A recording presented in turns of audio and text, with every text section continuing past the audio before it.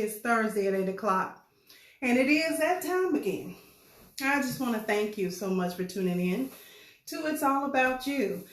Want to let you know that patience is something that I'm dealing with today, so I thought I would talk about patience with you because it is interesting how when you don't have to normally deal with the things that you deal with, and then all of a sudden you have to deal with homework and, figuring out the tools that they're using for e-learning and trying to understand what's going on, how it's going on, and what you need to do to make sure you got your kids learning and doing the things that they need to do because, they're trying to go to school too. And they're still trying to get their work done and still trying to be in a learning environment.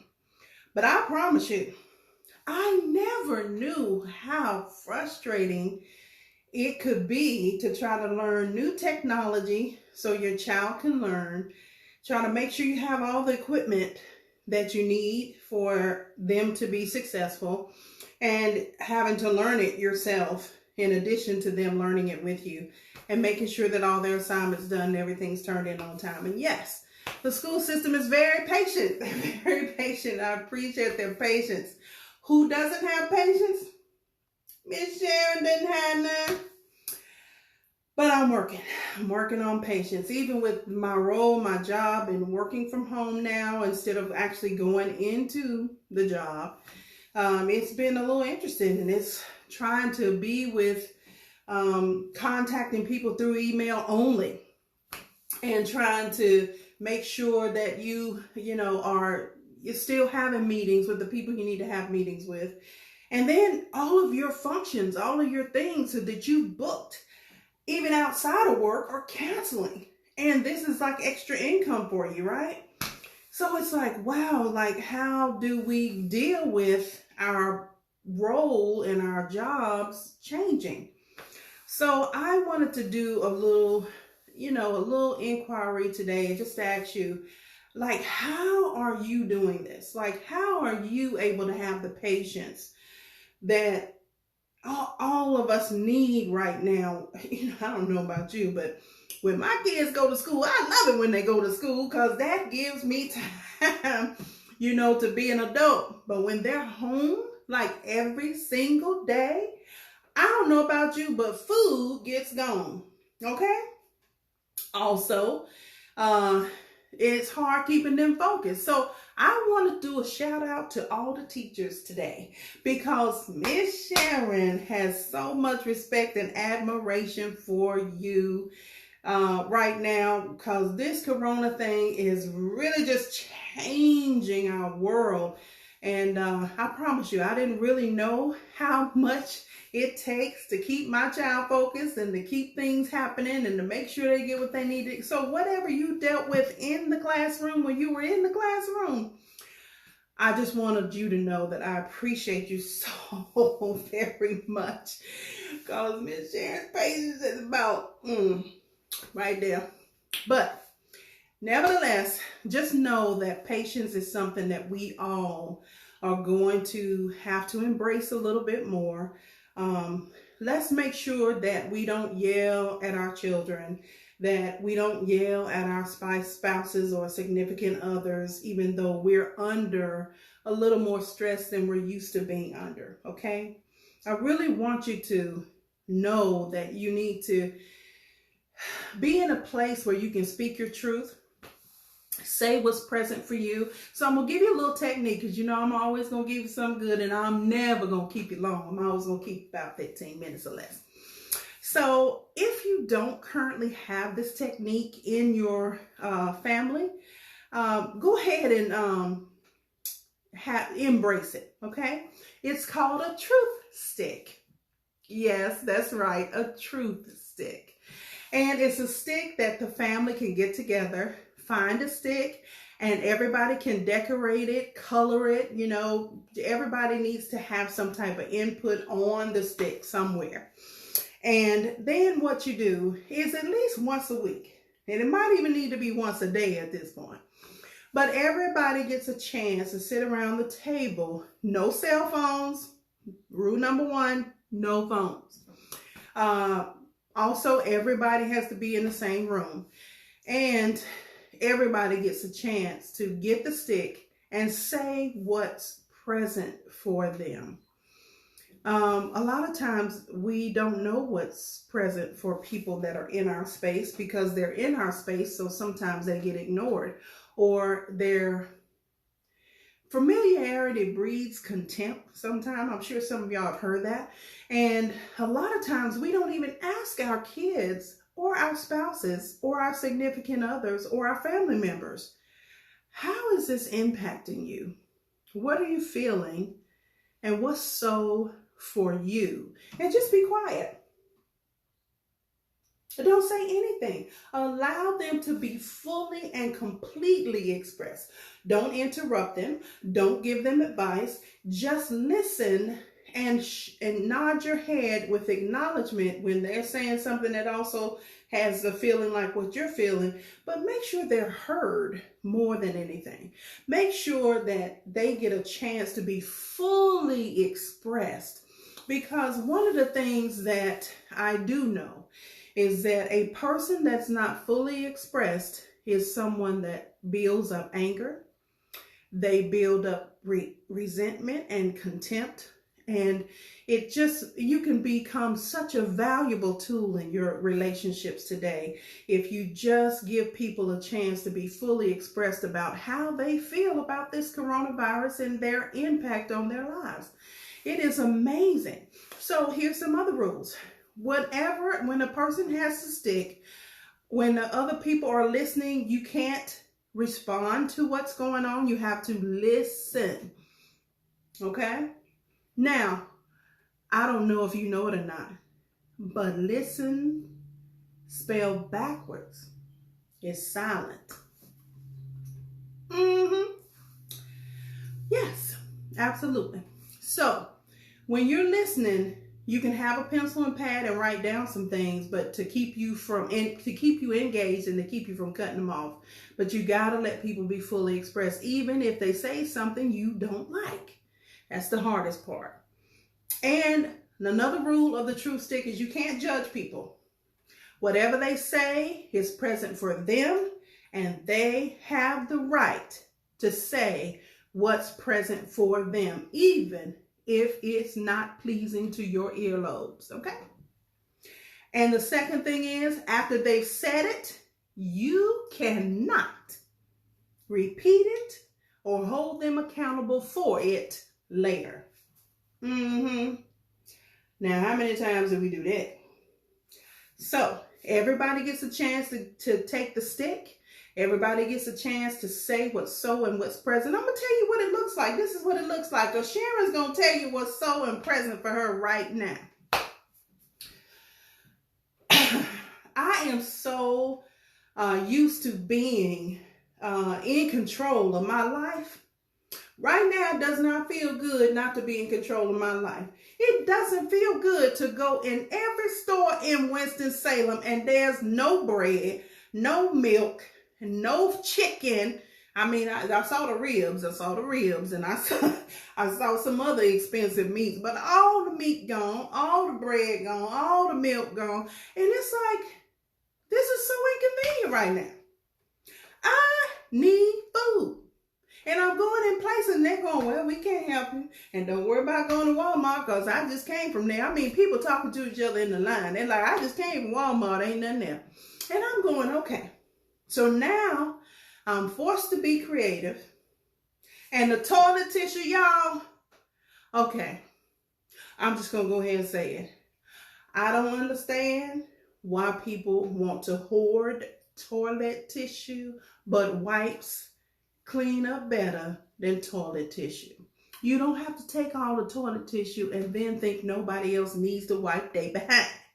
But if you do, ladies and gentlemen, please get you some wipes because you want a clean bunky look, okay? You need a clean bunky look. But anyway, so, and then I'm learning these new tools like Zoom, webcasting, GoToMeeting, Skype for business, and all these tools, right? So now I'm feeling like a deer in headlights on some of this stuff. I'm like, I don't even know how to use this. I gotta learn how to use this, because the other groups that I'm in, or if I'm speaking and they say, well, Sharon, this is the tool we're going to use, guess who got to learn to use that tool? I do. So I've been very frustrated with feeling like I'm incompetent, which I know I'm not, but it's that feeling of I don't know and I want to be comfortable with it before I use it. And sometimes I just don't have that much time. I have to learn it and use it right away. So what else am I feeling? What else is so for me? Well, we are not used to being with our significant others all day, every day. And I'm sure I'm getting on his nerves. I'm sure I'm getting on his nerves. I promise you, there are times where he's getting on mine. So we have to have patience. We have to have experience of, just breathe. Just breathe. Just go to a room, close the door, and just breathe. Now, it was such a pretty day today. I went to the park. Went to the park. And just enjoy the air and the sunshine and breathe today. Because if you don't breathe, you are absolutely probably going to snap somebody's neck, or you're going to lose your mind. So I want to tell you, patience is a little bit of seeking to understand before being understood. And when your kids get frustrated, or when they're eating because they're bored, or when they are making a lot of noise, and during our day, we don't necessarily have a lot of noise. Not everybody, unless you are a school teacher. That's why I say I love y'all. Sharon, love them school teachers right about now. But we don't necessarily have all that noise. So it's like, whew, hamburger, lettuce, and tomato. So you just have to breathe. Make sure you're drinking plenty of water, and making sure that you have a moment for you throughout your day. And I'm serious, guys. You got to take time out and turn off during your day. Take a lunch just like you would at work. Make sure you leave your house and go outside and be away from the day-to-days that you're currently dealing with right now. Because if you don't, you are going to be extremely frustrated. So just make sure that not only are you taking change, and I don't know about y'all, but change doesn't always happen, just flow, change. My motto is change is good. And it is, because it allows for us to know that we're evolving, we're changing, things are growing, they're happening. But to change your habits, to change your routine, to adapt to the change that's happening, oh my gosh. That's where the rub is. That's where the frustration comes in. And then sometimes your communication at your place of work is not as clear as you need it to be. Sometimes, people are in other places, like, you go to restaurants and now they like, look, if you go into a restaurant, you're going to have to get it to go because we can't have you inside the restaurant. And it's like, really? So I can't even sit down and have a good old meal now? Things are changing, guys, okay? Change is good. Just keep telling yourself. There is, if you look at all the futuristic types of movies, you never know. We might be, moving to a different level. We might be evolving to a different level in our humanity right now. So trust me, somebody's going to come up with some new inventions that's going to have us being able to shop from home. We're doing it now through Uber Eats. But what if somebody comes up with an underground infiltration system like our banking, where you push a button and the tube comes to you and it gives you what you need? I mean, I don't know, but just know that you need to just understand that if you do have a religious countenance, God is in charge. He has everything worked out for you. And please do not fear the unknown. Because just because you don't know what the unknown is, it doesn't mean you need to make it up in your mind. Stop making up what you think the future is going to be like. I want you to take the facts as they are. I want you to breathe. And I want you to have some type of solace to know that everything is perfect even in its imperfectness, because that's the way we were created. Think about your very, very worst time in your life, and God brought you through that. And He's going to bring you through this. So just know, and just look at the things that I have. Now, here's Sharon. I dealt with all the speaking my truth, right? But here's what I realized. Guys, my lights are still on. Food is in my refrigerator right now. I do have toilet tissue. I do have technology to be able to do my work from home. I do have a wonderful car. I've got transportation. I have got children that are smart and intuitive, and they learn lots of things, and I'm learning, teaching them. So it's still a win-win situation, even though it's different. It's change. It's not what you're used to. And I'll be honest with you, sometimes God will force you to change when you don't want to change. And I always imagine Him having His hand in the small of my back and just guiding me to where He wants me to be. And I'm okay with whatever's happening, because I'm under the belief that if God allows it, it's okay.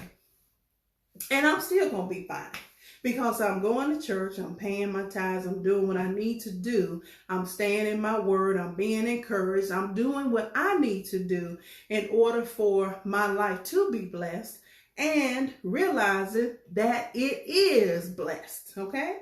Because sometimes we can get focused on what's not happening and forget all about all this good stuff that is happening.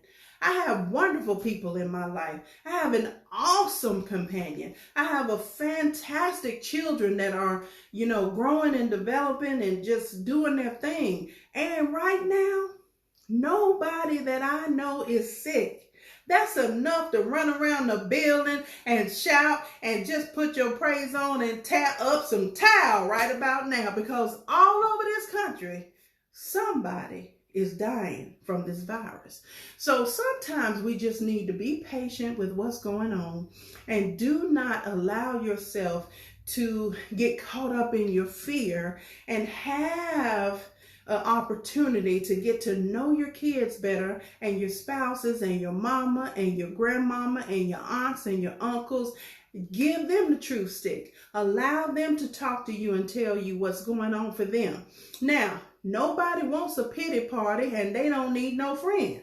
Your job is not to enhance the pity. Your job is to give them a soundboard and a place to speak their truth, so their fear can release and you can have a positive environment. That's what the job is. So that's what I'm going to do for y'all today. That's your charge. Talk to everybody in your life. Give them an opportunity to be fully expressed about this coronavirus, and allow them to speak their truth. And when you do that, you are truly going to be a wonderful blessing for people to feel like. And this is what happens when people speak their truth. They go like this. Well, that felt better. And don't be surprised if you don't hear that. So talk to your people. Turn off the TV. Turn your cell phones off. Get a truth stick, a truth book, a truth folder. Get something that can idolize the truth, or should I say represent the truth, and have everybody get it and just say what's so for them.